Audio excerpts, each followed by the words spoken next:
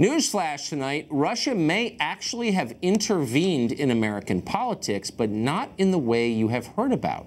This is an amazing story. In a newly released letter to the Treasury Secretary, Steve Mnuchin, Republican Congressman Lamar Smith and Randy Weber say that Russia is working with American environmental groups to spread misinformation about hydraulic fracking, it's called. The goal, get it banned, fracking banned in the U.S., which of course would hurt the U.S. energy sector and benefit the Russian energy sector. It's all about the price of gas.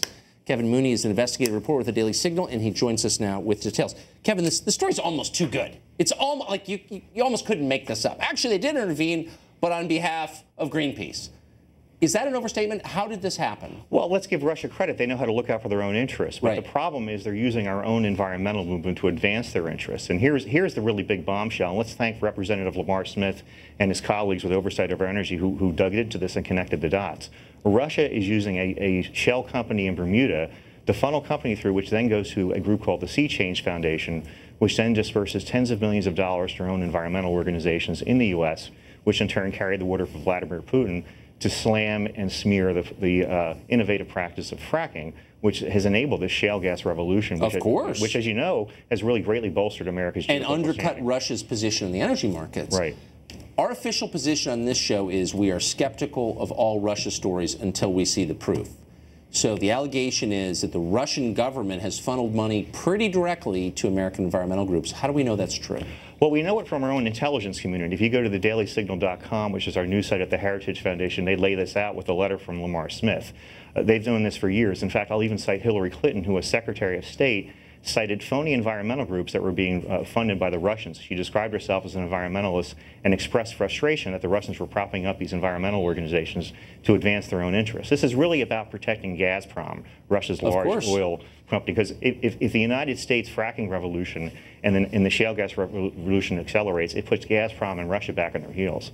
Well, I mean, their entire economy is built on. At least this story has an explicable, logical motive. The idea that Trump got the support of Putin because they're both fascists and they like each other. I mean, it's not a compelling motive. This is a clear motive that makes economic sense, and so it's easier to buy. Is it legal? If this is true, if we learn that U.S. environmental groups took money from the Russian government, is that against the law?